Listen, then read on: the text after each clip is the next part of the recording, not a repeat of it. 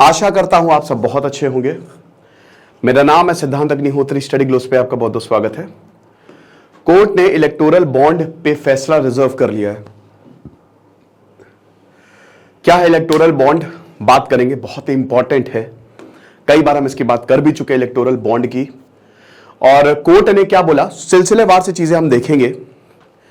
एक एक चीजों को मैं आपको बहुत ही ध्यान से बताऊंगा और शालीनता से सुनिएगा। अगले साल इलेक्शन भी आ रहे हैं। अभी डेट भी 5 राज्यों में इलेक्शंस की अनाउंस हो गई है, ठीक है। नवंबर से इलेक्शंस, अभी वोटिंग भी शुरू हो जाएगी। डार्क साइकोलॉजी का कोर्स आज आखिरी दिन है। अभी तक का सबसे बड़ा डिस्काउंट है। 40% अब दे रहे थे, अब हम 50% दे रहे हैं। तो ये 500 रुपए का कोर्स है। साइकोलॉजिस्ट डॉक्टर मयूरिका दास इसको जो है वो कंप्लीट करा रही है। तो अगर हम इलेक्टोरल बॉन्ड की बात करते हैं तो मैं आपको संक्षेप में बता देता हूं। देखिए, पॉलिटिकल पार्टीज हैं भारत में। क्या है? रिप्रेजेंटेटिव डेमोक्रेसी है, ठीक है। भारत में पार्लियामेंट्री फॉर्म ऑफ गवर्नमेंट है। डेमोक्रेसी के भी प्रकार होते हैं। अमेरिका में प्रेसिडेंशियल फॉर्म ऑफ गवर्नमेंट है। तो अब आपको पता है कि भारत में बहुत सारी रिकॉग्नाइज्ड और अनरिकॉग्नाइज्ड पार्टियां हैं। अब अनरिकॉग्नाइज्ड पार्टियां, रिकॉग्नाइज्ड पार्टियां में भी फर्क होता है। रिकॉग्नाइज्ड पार्टी, अभी अनरिकॉग्नाइज्ड पार्टियां को हटाया, बहुत लोग तो ऐसी पार्टी बना लेते हैं। रिकॉग्नाइज्ड पार्टी जो है वो बहुत इंपॉर्टेंट। कमेंट बॉक्स में बताओ कि भारत में कितनी रिकॉग्नाइज्ड पार्टियां हैं। तो रिकॉग्नाइज्ड पार्टियां जो हैं वो, या जो भी पार्टी है वो, उसको कोई सैलरी नहीं मिलती है। आप जान के हैरान हो जाएंगे कि एमएलए एमपीज को ही सैलरी मिलती है, बाकी किसी को सैलरी मिलती नहीं है। तो क्या करेंगे वो? जो पॉलिटिकल पार्टी हैं उनको कहीं कोई पैसा तो मिल नहीं रहा, तो वो किस पे? चंदे पे, फंड्स पे, ठीक है। डिफरेंट कंपनीज फंड करती हैं, डिफरेंट लोग फंड करते हैं, पैसा देते हैं पॉलिटिकल पार्टीज को। और फिर पॉलिटिकल पार्टीज का अपना भी होता है, तो उनका पैसे कमाने का जरिया तो कोई है नहीं। तो अब पहले जो है वो पैसे मिलते थे, लेकिन अभी 2018 में सरकार इलेक्टोरल बॉन्ड लेके आई। बॉन्ड क्या होता है? बॉन्ड बस एक पीस ऑफ पेपर होता है कि हम तुमको ये 100 रुपए दे रहे हैं और इतने टाइम बाद 110 रुपए तुम हमको वापस कर देना। बस एक piece of paper, agreement sign किया हुआ है। लेकिन यहां पे आपको पैसे नहीं है, वो बस एक पेपर है। बॉन्ड एक पेपर है, और इस बॉन्ड में, क्योंकि इलेक्टोरल बॉन्ड है तो इलेक्शन से रिलेटेड है, तो जो पहला पैसा, जैसे सिद्धांत अग्निहोत्री हैं, पहले आज से 2018 से पहले क्या करते? बीजेपी को जाके 20,000 रुपए दे आते कि मेरी तरफ से चंदा है सर, इसको पार्टी फंड में जमा कर लीजिए। लेकिन अभी वही पैसा मैं क्या करूंगा? एसबीआई जाऊंगा और स्टेट बैंक ऑफ इंडिया से बोलूंगा, भैया 20,000 रुपए ये रख लो और मुझे एक इलेक्टोरल बॉन्ड दे दो, मुझे एक पेपर दे दो। बहुत अच्छी बात है। इससे फर्क क्या पड़ेगा? फर्क यह पड़ेगा कि पहले जो इनकम है अगर 20,000 से ऊपर गई तो आपको डिस्क्लोज करनी पड़ती थी। इलेक्टोरल बॉन्ड में कोई ट्रांसपेरेंसी नहीं है। मैं बहुत ज्यादा इसके फेवर में नहीं हूं इलेक्टोरल बॉन्ड के, क्योंकि इसमें ट्रांसपेरेंसी ही नहीं है और बहुत सारी संस्थाएं इसको गलत बता चुकी हैं। ट्रांसपेरेंसी रखना, आप इलेक्टोरल बॉन्ड बहुत अच्छी चीज है, the best thing, but transparency होनी चाहिए। दिखाओ तो किसने किसको चंदा दिया है यार, चाहे कांग्रेस हो चाहे बीजेपी हो, दिखाओ, ट्रांसपेरेंसी रखो। तो इलेक्टोरल बॉन्ड यही है कि एक आप पेपर लेंगे, बदले में आप पैसा देंगे, और पैसा जो है वो आपको पार्टी तक पहुंच जाएगा। बस आप इसी पे ही जो कोर्ट में है वो केस हो गया है। पीआईएल दायर की गई, मतलब याचिका दायर की गई, और याचिका में यही बोला गया कि इलेक्टोरल बॉन्ड में बहुत सारी दिक्कतें हैं, इसको खारिज कर दिया जाए, खत्म कर दिया जाए। तो कोर्ट ने फैसला रिजर्व कर लिया। यह संक्षेप में खबर है। तो अब हम थोड़ा सा और इसमें डीप डाउन करते हैं। तो 2017 जब मोदी सरकार 2014 में आई, तो 2017 के बजट में मोदी सरकार ने बोला था कि भाई इलेक्टोरल बॉन्ड जो है एक बढ़िया स्कीम है और हम इसको लेकर आएंगे। सरकार का दावा यह है कि देखो, इसमें तो ट्रांसपेरेंसी है, क्योंकि पहले ब्लैक मनी के थ्रू पैसा आता था, अब तो बॉन्ड के जरिए आ रहा है और बैंक में आ रहा है, तो बैंक प्रॉपर स्क्रूटनी कर रहा है। तो भैया चुनावी फंडिंग में पारदर्शिता और काले धन पर अंकुश लगेगा। ब्लैक मनी पे इस पे हम रोक लगा सकते हैं। शेल कंपनीज, अच्छा, विरोध में दावा, बहुत सारी शेल कंपनीज से पार्टियां को गैर कानूनी फंडिंग। शेल कंपनीज क्या होती है? देखो, ब्लैक का पैसा व्हाइट करना है तो मनी लॉन्ड्रिंग से होता है। अब उसके लिए आप शेल कंपनीज बना दो, फर्जी कंपनी, वो खाली कंपनी है, कंपनी के नाम पे खर्चा दिखा दो, ठीक है, और वो फालतू की कंपनी है, उसका कोई कुछ नहीं है। कुछ तो कंपनी ऐसी होती है दोस्तों की एड्रेस और सब कुछ दिखा रखा है, जब वहां पे जाते हैं तो कुछ होती, खाली प्लॉट है वो, ठीक है। तो शेल फर्जी कंपनी जिनको बोलते हैं, जो खाली पेपर्स में एग्जिस्ट करती हैं ताकि टैक्स बचाया जा सके, मनी लॉन्ड्रिंग की जा सके, ठीक है, तो शेल कंपनी से पार्टियों को गैर कानूनी फंडिंग का जरिया बनाया है, यह विरोध में है। तो पहले इलेक्टोरल बॉन्ड मैंने आपको एक छोटा सा इंट्रो दे ही दिया था। अब हम देख लेते हैं कि देखिए इसमें सबसे पहले आपको इंटरेस्ट नहीं मिलेगा। बॉन्ड में आमतौर पर आपको इंटरेस्ट मिलता है, आपने बॉन्ड खरीदा आपको इंटरेस्ट मिलेगा। सॉवरेन गोल्ड बॉन्ड्स आने वाले सबसे बेस्ट है, वो आरबीआई का सबसे बेस्ट, अभी इन्वेस्ट कर देना उसमें, 100% तक रिटर्न मिला लोगों को, बेस्ट है। तो बॉन्ड में वही ये पेपर है कि 100 रुपए दो 110 रुपए तुमको हम दे देंगे इतने टाइम बाद, लेकिन इसमें आपको कोई पैसा नहीं मिलेगा, बल्कि आपको टैक्स डिडक्शन मिलेंगी, टैक्स डिडक्शन मिलेंगी अगर आप खरीदते हो इसको। तो टैक्स में आपको, क्योंकि देखिए भारत में तो ये दिक्कत है कि भारत में प्रॉब्लम क्या है ना कि टैक्स में डिडक्शंस की स्कीम्स जो हैं, जो टैक्स डिडक्शन की स्कीम्स है वो कम है। ओके, ये दिक्कत है। बियरर बॉन्ड्स और money instrument that can be purchase by companies, अब ये कोई भी परचेज कर सकता है, कंपनी भी, इंडिविजुअल्स भी। कहां पे? स्टेट बैंक ऑफ इंडिया से 4-4 महीने पे निकलता है गैप पे। स्टेट बैंक ऑफ इंडिया जाइए और आप जाके इन बॉन्ड्स को, इन इलेक्टोरल बॉन्ड्स को खरीद सकते हो। ये इस तरीके का कुछ दिखता है, ठीक है ना। और ये पैसा जो है सीधा पार्टी में जाएगा। जैसे मान लीजिए कि आपने 100 रुपए का, नहीं 100 का डिनोमिनेटर, 1000 रुपए का मान लीजिए आपने इलेक्टोरल बॉन्ड खरीदा, तो 1000 रुपए का आपने बीजेपी के लिए खरीदा, बीजेपी के नाम से, तो बीजेपी को चला जाएगा, या कांग्रेस के नाम से, अन्य पार्टी के नाम से। तो अब इलेक्टोरल बॉन्ड 2017-18 में अनाउंस हुआ और इसको 2018 में पहला बैच निकाल दिया। 2018 में एसबीआई में ये मिलने लगा। प्रॉमिसरी नोट क्या होता है? जैसे जो आपका बैंक नोट है, प्रॉमिस, मैं जो भी है उसको फला फला रुपए देने का वादा करता हूं, ये प्रॉमिसरी नोट है, ठीक है। तो नोट प्रॉमिसी तो एक तरीके का, तो ये भी एक तरीके का प्रॉमिसरी नोट है, जैसा बैंक का नोट होता है हमारा। तो डोनर जो है वो भारत का सिटीजन हो सकता है, ठीक है, और अ बॉडी या कोई ऐसी बॉडी जो भारत में इनकॉर्पोरेट हुई हो। कितने रुपए तक, ये बहुत इंपॉर्टेंट है। मल्टीपल्स ऑफ 1000 याद रखिएगा, 1000 के ही मल्टीपल्स में है। 1000 into 10 10,000, 10,000 into 10 1 lakh, 1 lakh into 10 10 lakh, 10 lakh into 10 1 crore. तो मल्टीपल्स ऑफ 10 मतलब 1000, 10,000, 1 लाख, 10 लाख, 1 करोड़। ये एग्जाम में कई बार पूछा जाता है, इसीलिए मैंने आपको सिंप्लीफाई करके बता दिया। स्टेट बैंक ऑफ इंडिया की आपको पता ही है, जितनी भी ब्रांचेस हैं 29 स्पेसिफाइड ब्रांचेस एसबीआई की, वहां से आप इसको परचेज कर सकते हो। और आपको पता है हर शहर में एक ब्रांच होती है, तो वहां से जाओ आप इसको परचेज कर लो। एडवांटेज क्या है? सरकार कहती है कि जो पॉलिटिकल फंडिंग होती है इसको, इसकी पूरी ट्रांसपेरेंसी है, क्योंकि अब हम कैश का नहीं यूज कर रहे हैं। देखिए डेटा सरकार कह रही कि बैंक के पास तो है, कैश थोड़ी ना। पहले तो क्या है, मेरे पास कैश है, होता है दोस्तों क्या बताओ, लेकिन छोड़ दें उसको, लेकिन भर भर के कैश पॉलिटिकल पार्टी को दे दो, ये होता है।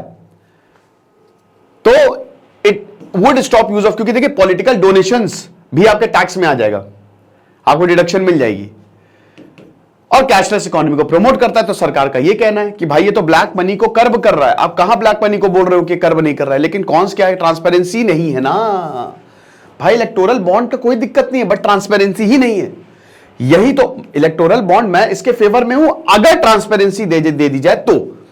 आपको डोनर के बारे में नहीं पता चलेगा कि किसने दिया, कहां से आया, कुछ भी नहीं, nothing you will know about the donor. Tax की बात करें तो डोनर को डिडक्शन मिलता है। जैसे मैं हूं, मैंने अगर इलेक्टोरल बॉन्ड खरीदा तो मुझे टैक्स एग्जेम्पशन मिलेगा, ठीक है ना, ये चीज है। तो ये तो बाकी वही रिपीटेड है। तो सरकार ने 4 एक्ट्स को, आपको पता ही कि संविधान में तो इलेक्शंस की बात कही नहीं है, वो तो खाली इलेक्शन क्या, अब इलेक्शन कमीशन की बात है। बट जो पॉलिटिशियंस, जो एमएलए एमपीज बनते हैं, उनमें representative of the people's act सबसे इंपॉर्टेंट है। तो इन एक्ट्स को अमेंड किया। फाइनेंस एक्ट तो था ही 2016-2017, साथ ही साथ income tax act, companies act और एफसीआरए एक्ट। क्योंकि देखिए ये पैसा किसको जा रहा है, किसको जा रहा है, ये पार्टीज को जा रहा है, तो आरपीए को तो अमेंड करना ही पड़ेगा।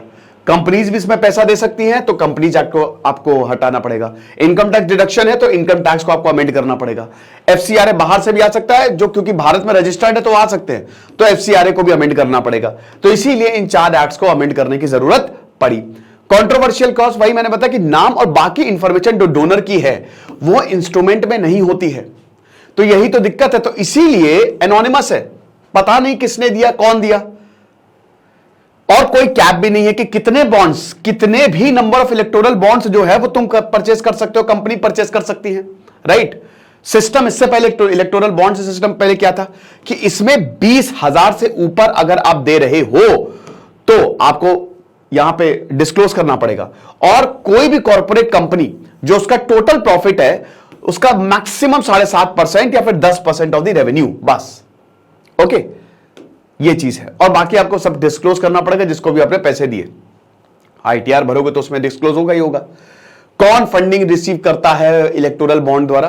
पॉलिटिकल पार्टीज जिन्होंने कम से कम 1%, वही रजिस्टर्ड पॉलिटिकल पार्टीज 1% अगर वोट है तो बिल्कुल आप आराम से। और आपको बता दो कि 15 दिन के अंदर अंदर कैश में आपको करना पड़ेगा इलेक्टोरल बॉन्ड को।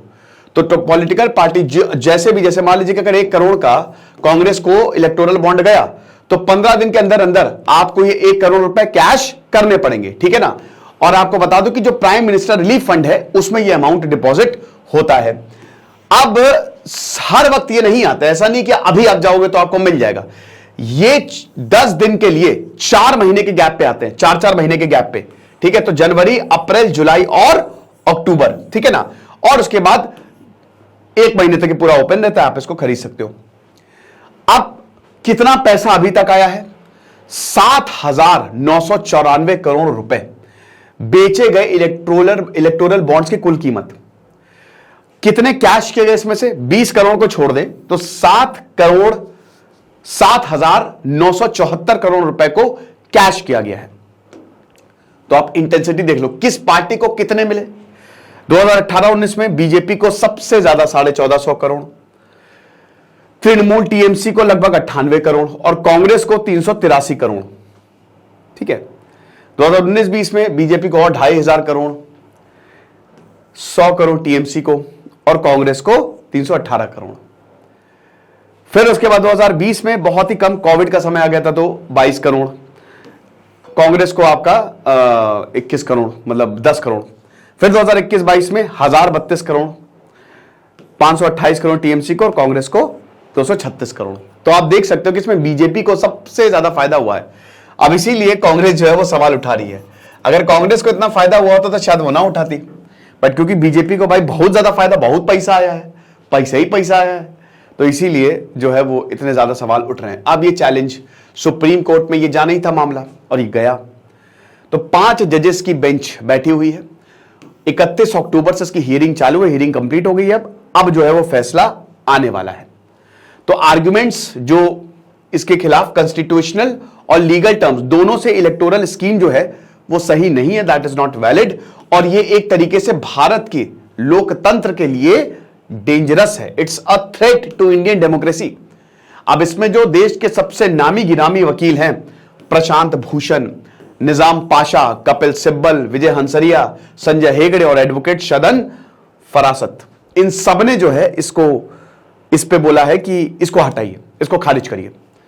जजेस आप देख लीजिए, जस्टिस जेबी पारदीवाला। अब 5 जजेस की बेंच, आप समझ रहे हो ना कितना गंभीर मामला है। जस्टिस संजीव खन्ना, हमारे chief justice of India DY Chandrachud, justice BR Gavai और जस्टिस मनोज मिश्रा, ये 5 जजेस की बेंच बैठी है।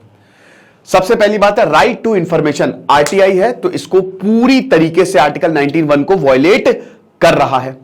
तो पहले सब कुछ अवेलेबल था, अभी लेकिन कुछ नहीं। अब देखिए जस्टिस यहां पे R Venkat Raman, attorney general of India, जो कि हाईएस्ट लॉ ऑफिसर होता है, उन्होंने क्या बोला है? नागरिकों को सूचना के अधिकार के तहत पार्टियों की फंडिंग जानने का अधिकार नहीं है। सिंपल कि भाई राइट टू इंफॉर्मेशन के तहत आप नहीं जान सकते कि पार्टीज को कितनी फंडिंग मिली है। तो जो आप बोल रहे हो कि आरटीआई के तहत ये नहीं आता है, ये तो आप गलत बोल रहे हो। नागरिक बेहतर चुनाव करने के लिए उम्मीदवार की क्रिमिनल हिस्ट्री जान सकते हैं। अब ये तो गलती हो गई एक तरीके से, क्रिमिनल हिस्ट्री आप जान ये तो पता ही है भाई, लेकिन सबसे बड़ी बात है ये तो पता चल रहा है किसने किसको पैसा दिया। तो ये हमारे आर वेंकटरमन साहब ने बोला है, ठीक है। अब जो हमारे चीफ जस्टिस ऑफ इंडिया है, उन्होंने क्या बोला है? इसमें कोई संदेह नहीं है कि इलेक्टोरल बॉन्ड की योजना गोपनीय रखती है, ठीक है, यानी कि इसमें यह पूरा ओपैक है, दैट इज नॉट ट्रांसपेरेंट। इसके पीछे की सोच सराहनीय है, लेकिन यह पूरी तरीके से गोपनीय नहीं है। यहां पे बोला है क्या एसबीआई के पास दानदाता की जानकारी नहीं है? एजेंसियों के लिए भी गोपनीय नहीं है। तो जो मैंने आपको बताया कि ये पूरी तरीके से गोपनीय नहीं है, लेकिन मेरा मानना यह है कि आप पब्लिक को जानकारी दो। पब्लिक अगर हो गया ना तो टेंशन ही बहुत बढ़िया है। मैं तो खुद ही बोल रहा हूं भाई, पहले बहुत ज्यादा ब्लैक मनी आता था, लेकिन अब इलेक्टोरल बॉन्ड के जरिए वो कम हुआ, बट पता ही नहीं किसने दिया है, तो ये दिक्कत है। अब यहां पे जो प्रशांत भूषण है उन्होंने कोर्ट को बोला कि देखिए सर्कमस्टेंशियल एविडेंस है कि यहां पे सरकार को किकबैक्स आए हैं, पीछे से पैसा आया है कॉर्पोरेशंस द्वारा, ठीक है। तो यानी कि तो डेंजरस है, ब्लैक का पैसा व्हाइट इलेक्टोरल बॉन्ड के जरिए। जितने भी बॉन्ड्स हैं वो बीजेपी को गए हैं ज्यादातर, अब वो तो नहीं है लेकिन ज्यादातर बीजेपी को गए हैं। प्रशांत भूषण ने बोला कि अगर पहले किसी राजनीतिक दल को दान मिला जिसने बदले में कुछ लाभ दिया तो इस पर भ्रष्टाचार का मुकदमा होना चाहिए, लेकिन पहले पता तो चले कि किसने दान दिया और उसे क्या फायदा मिला। वही ट्रांसपेरेंसी की यहां पे बात हो रही है, ठीक है। और यहां पे पूरा यहां पे दो as it is everybody, court ने जो बोला है as it is everybody know about it, the party knows about it, the only person who is being deprived is the voter. कि भाई सबको पता है, पार्टी को पता है, जिसने दान दिया उसको पता है, बस वोटर कोई नहीं पता कि किसने दान दिया।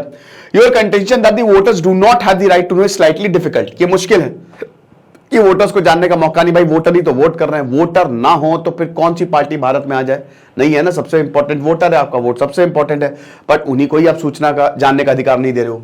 आ company making a loss can also donate. कोई भी कंपनी, शेल कंपनी की बात हुई थी, अगर वो लॉस में वो भी डोनेट कर सकती है। This gives credence to allegations about shell companies being used by big corporates to donate. भाई वही कि बड़े बड़े कॉर्पोरेट शेल कंपनी के थ्रू डोनेशन कर रहे हैं, ठीक है। This should not become a legitimisation of quid pro quo. Quid pro quo होता है कि किसी को एडवांटेज, किसी को फेवर देना, ठीक है। तो वो ये सही नहीं होना चाहिए between the power centres and the people who are really that sense benefactors that power. You can design another system which does not have the flaw. अरे सिंपल इसको ट्रांसपेरेंट कर दो, सिस्टम सही है, सिर्फ ट्रांसपेरेंसी की दिक्कत है और कोई दिक्कत नहीं है। When a balance is drawn, it is not electoral bond or the previous system. This system puts a premium on opacity. यही बताए कि आप ओपैक नहीं है, बस यही दिक्कत है। यहां पे जो सबसे इंपॉर्टेंट चीज है कि transparency, it has to be removed, how it is to be done of the government legislature to decide. ये यहां पे सीजीआई लेड बेंच ने बोला है कि भाई इसको रिमूव करना है। अब कैसा नया सिस्टम बनाया जाए वो जो है वो लेजिस्लेचर जो है वो डिसाइड करेगी, लोकसभा राज्यसभा जो है वो डिसाइड करेगी, ठीक है ना। और फिर शेल कंपनीज के लिए भी बात बोला है कि जो प्रॉफिट है, पहले था कि प्रॉफिट जो है वो सब शो करना पड़ता था, हमको पता होता था, अभी जो है ऐसा कुछ भी नहीं है। और ओपैक इंस्ट्रूमेंट है, जो मैंने आपको लगातार बताया, तो ये बार बार मैं रिपीट इसको नहीं करूंगा। और कोई भी किसी भी पर्पस के लिए इसको जो है वो यूज किया जा सकता है, क्योंकि आपका अगेन जितना भी पैसा था वो तो हो ही गया वाइट, तो टेंशन की बात यहां पे नहीं है ना। बाकी जो भ्रष्टाचारी क्या, चलो ठीक है, बढ़िया, मजा आ गई। तो अब यही बोला कि देखिए, there is nothing in this scheme which connects the donation made to the participation in the electoral process, it's a means for political parties to be enriched. ये सीधा सीधा इन्होंने एक्सप्लेन किया है कि भाई ये पॉलिटिकल पार्टीज के लिए ही है। अब यहां पे कपिल सिब्बल ने भी बहस की, कपिल सिब्बल ने वही बोला, एनोनिमिटी पे सवाल उठाया, you can spend this money however, किसी पे भी स्पेंड कर दो। ट्रेडिंग पे सवाल उठाए कि भाई इस, हालांकि ट्रेडिंग जो है प्रोहिबिटेड है, जैसे मैंने अगर बॉन्ड खरीदा मैं किसी को बेच नहीं सकता, बट यहां पे 10 लोगों को बेचा जा रहा है, ये भी कपिल सिब्बल ने बोला, क्यों, खाली पेपर पे बेच नहीं सकता, बट इसकी ट्रेडिंग हो रही है, तो वो भी एक बहुत बड़ी दिक्कत है। और इन सबको जो है वो कम करना चाहिए, और करप्शन को ये प्रमोट करता है, मनी लॉन्ड्रिंग को प्रमोट करता है। तो ये सारी जितनी भी चीजें हैं ना, ये सब बोली गई है, जितने जो कपिल सिब्बल थे और जो एडवोकेट्स हैं जो इनके अगेंस्ट जिन्होंने पिटीशन जो है वो दायर की है। अब कोर्ट ने जो है वो फैसला रिजर्व कर लिया है। कोर्ट का भी यही मानना है, आपको बता दो कि 3 बड़ी संस्थाएं जो हैं वो ऑलरेडी इसको, जैसे इलेक्शन कमीशन, इनफैक्ट कोर्ट भी, ठीक है। तो ये चीज, और ये भी बोला कि भाई एडवोकेट परिषद ने बोला कि भाई इसमें कोई ब्लैक मनी का रिडक्शन नहीं है, जो आपको लग रहा है ब्लैक मनी का रिडक्शन है। तो सुप्रीम कोर्ट, चुनाव आयोग और आरबीआई, तीनों संस्थाओं ने इलेक्टोरल बॉन्ड को गलत बताया। इलेक्टोरल बॉन्ड के जरिए काले धन को कानूनी किया जा सकता है, विदेशी कंपनी सरकार और राजनीति को प्रभावित कर सकती हैं, ये सुप्रीम कोर्ट का कहना है। चुनाव आयोग, चंदा देने वालों के नाम गुमनाम रखने से पता लगाना संभव नहीं होगा कि राजनीतिक दल की धारा 29B का उल्लंघन कर चंदा लिया है या नहीं। विदेशी चंदा लेने वाले कानूनी भी बेकार हो जाएगा। वही एफसीआरए की बात हुई है। आरबीआई ने कहा था कि इलेक्टोरल बॉन्ड मनी लॉन्ड्रिंग को बढ़ावा देगा, इसके जरिए ब्लैक मनी को व्हाइट करना संभव होगा। तो अब कोर्ट का फैसला आने वाला है, अब देखेंगे, फैसला उन्होंने रिजर्व किया है, जो भी होगा मैं आपको जरूर बताऊंगा। हमारा डार्क साइकोलॉजी का कोर्स मैंने बताया 50% ऑफ है, सबसे बड़ी सेल, लेकिन आज रात 12 बजे खत्म हो जाएगी, तो फटाक से कोर्स को अवेल करें। जैसे सिद्धार्थ अग्निहोत्री साइनिंग ऑफ।